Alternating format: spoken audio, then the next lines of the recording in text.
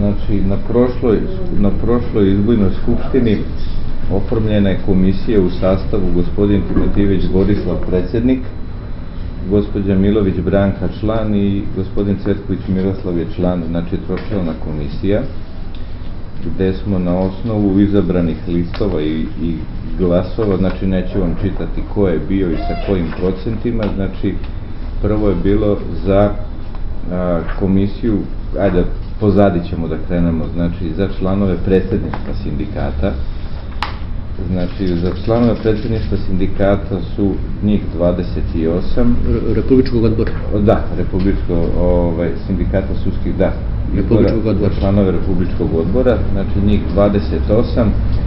Gospodin, ja ću samo da čitam prezimena koji je, da ne čitam koji su procenti i tako dalje. Dragović, Aleksandrić, Milović, Galić, Cvetković, Timotijević, Milojević, Bajović, Nenad Ivanišević, Tucović, Gusarčević, Nikolić, Aleksandar, Ibrović, Melvuda, Vujanić, Milan, Antonijević, Aleksandar, Javorka Dušić, Carić Marko, Dušan Petrović, Kljajić Ljubica, Bogata Zdenka, Vukotić Milena, Filipović, Milan, Cvetković Dragan, Golubović Dragan, Miletić Miloš, Vasić Milovan, Vojislav Nikolić i Laslo Fehjer. Znači, to su njih 28 su za Republičkom odboru.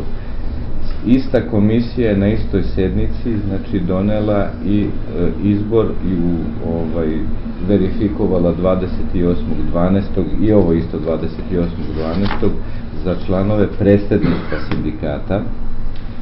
Članovi predsjedništva sindikata su gospodin Branimir Aleksandrić, gospođa Branka Milović, gospodin Pavle Galić, gospodin Timotijević Borislav, gospodin Gusarčević Miroslav, gospodin Vujanić Milo, gospodin Carić Marko i gospođa Krnjajić Ljubica. Znači, ima komisija, videli ste na sajtu sa kojim procentom glasova, da ne čitamo.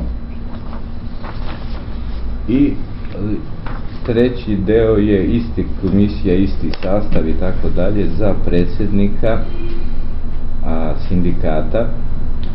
Bila su dva kandidata, gospodin Dragović Nikola i gospodin Bajović Stevan, i gospodin Dragović Nikola je sa 86% prema 14% glasova izabran za novog predsjednika sindikata. Komisija je potpisala, verifikovala izborne rezultate i takve smo rezultate i objavili na sajtu.